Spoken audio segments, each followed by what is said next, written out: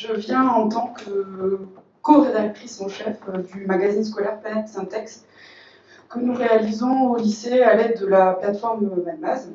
Je vais évoquer rapidement le contexte de notre établissement, les acteurs et vous expliquer concrètement comment on s'organise pour publier un numéro. Et surtout, j'évoquerai ce que le numérique apporte vraiment comme valeur ajoutée dans notre projet.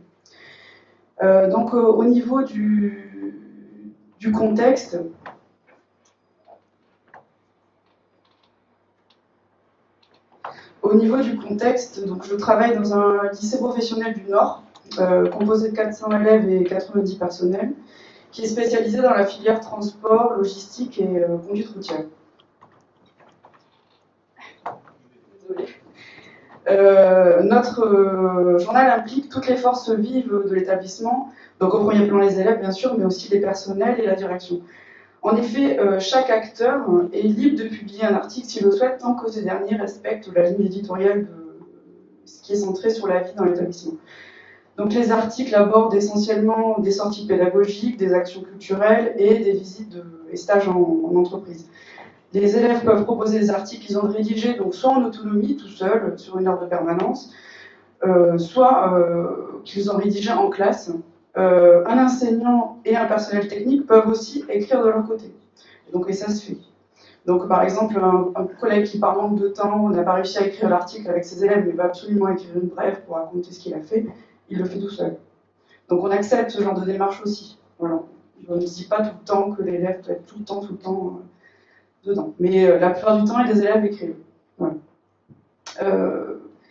La direction intervient peu dans la rédaction des articles en tant que telle, mais elle valide le contenu et rédige depuis le dernier numéro l'édito. Donc voilà, je vais vous expliquer maintenant comment on s'organise concrètement. Donc les contributeurs envoient par email leur texte brut, donc sur format traitement de texte, et leurs images en pièces jointes à l'équipe de rédaction qui met en page les articles.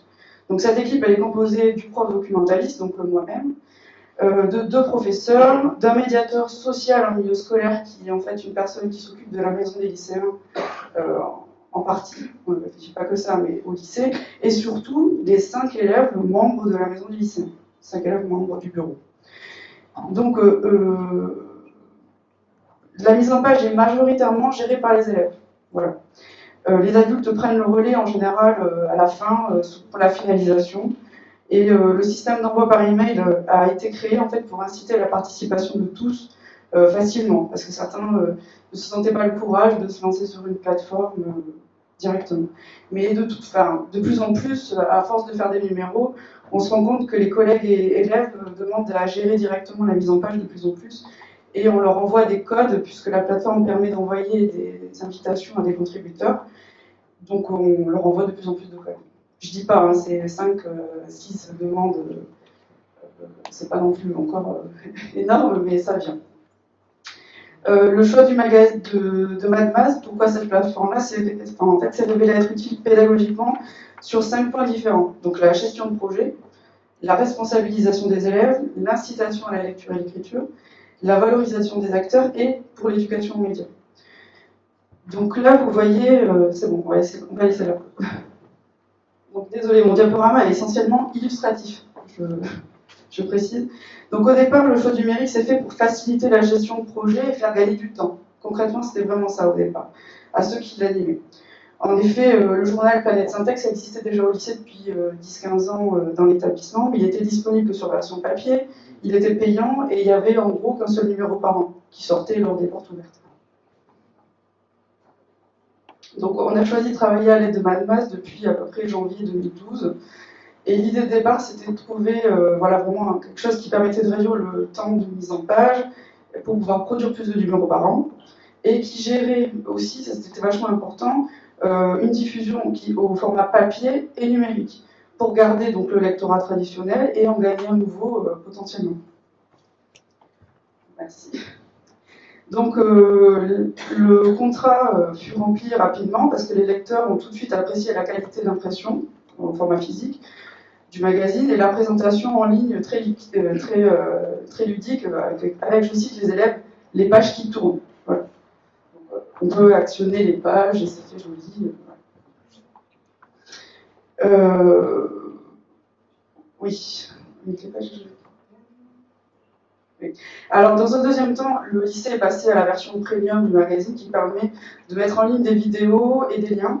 Et ça a facilité la gestion de projet car on pouvait présenter à la fois dans un même article le produit pédagogique qui a été réalisé en classe en général, à côté de sa description, l'article en fait qui présente le projet. Donc ça c'est intéressant. Et ouais, c'était vachement intéressant. Et ensuite, du point de vue des élèves ou membres de l'équipe de rédaction, on a pu observer que cet outil numérique pouvait être aussi un bon moyen de le responsabiliser. Donc, deuxième point. En effet, parce qu'ils sont chargés de communiquer. Ces 5 élèves sont les chargés de communication en gros du magazine. Ils sont chargés de communiquer sur les dates de maximum d'envoi des articles pour le prochain numéro. Ils incitent les autres élèves à y participer et ils sont aussi détenteurs des codes de l'adresse mail et du code administrateur. Donc, on peut inviter des contributeurs, mais eux, ils peuvent tout gérer. Donc, en gros, en un clic, ils peuvent effacer, tout effacer, mais surtout, ils peuvent le faire avancer, le magazine, tout seul, gérer tout ça, et ça les rend super fiers. Après, on veut pas... les adultes sont jamais loin. Il y a toujours le médiateur social derrière, ou un enseignant, ce qui fait que s'il y a besoin de réparer, on est toujours là. On ne cherche pas à mettre l'élève en difficulté non plus, en ayant fait une grosse bêtise. Voilà. Donc rapidement, on a pu se rendre compte que l'outil s'était révélé être un bon incitateur et réconciliateur de la relation d'écriture, car les élèves en lycée pro, c'est connu, sont en difficulté avec l'écrit. Et cet outil contribue également à les réconcilier, car ils ne sont pas obligés d'écrire des textes longs, en fait. Donc, lorsque l'outil est utilisé en classe comme support pédagogique, l'écriture elle est souvent collaborative ou coopérative, parce que s'ils écrivent des articles chacun de leur côté, ils peuvent écrire des petites brèves, qui sont publiées quand même, ou se regrouper avec d'autres pour constituer en fait un vrai article. Voilà, en rajoutant le connecteur. Concernant la lecture, les élèves contributeurs sont fiers de retrouver leur bout de texte après, quand le journal est publié, et en général, ils ne s'arrêtent pas à la lecture de l'article dans lequel ils ont participé. Ils vont un peu plus loin. Pour terminer, le dernier rapport du numérique le plus significatif chez nous, en tout cas, c'est celui de la valorisation des acteurs et de la réflexion sur les médias qu'il permet d'engager. Parce que le lycée, ses acteurs, les actions sont mis en valeur et tous les contributeurs qui rapportent ces événements aussi. En fait, ils ont le moyen de s'exprimer librement. Grâce à cet outil, en général, on trie peu le nombre. Quand il y a des contributions, l'équipe de rédaction se réunit forcément. C'est jamais arrivé qu'on enlève un article. Les gens ont bien compris ce qu'on pouvait dire, ce qu'on ne pouvait pas dire à l'intérieur.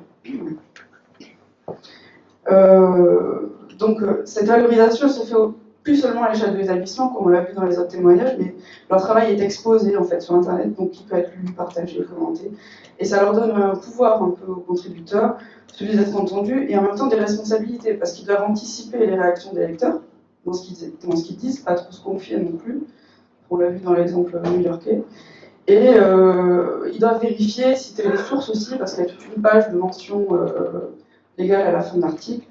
Et voilà. L'avenir du projet au lycée, c'est. L'avenir du projet au lycée, nous, ça va être les tablettes. La semaine prochaine, elles arrivent. Donc, on peut s'imaginer donc une écriture, des écritures avec des outils. On s'imagine facilement la tablette dans un travail de groupe autour de la tablette pour écrire l'article. Ou tout simplement, quand le magazine est sorti, un peu comme à l'époque, il est tout chaud, il est là, venez, avec la tablette qui se promène dans des lieux comme le CDI par exemple, pour faire de la pub sur le nouveau numéro, quoi, mais de manière numérique.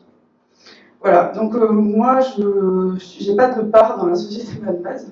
Je suis là parce que je trouve que cet outil mérite d'être connu en fait, et d'être utilisé parce que d'année en année on se rend compte de tout ce qu'il permet de faire pédagogiquement avec les élèves de positif. Quoi. Voilà, je vous remercie.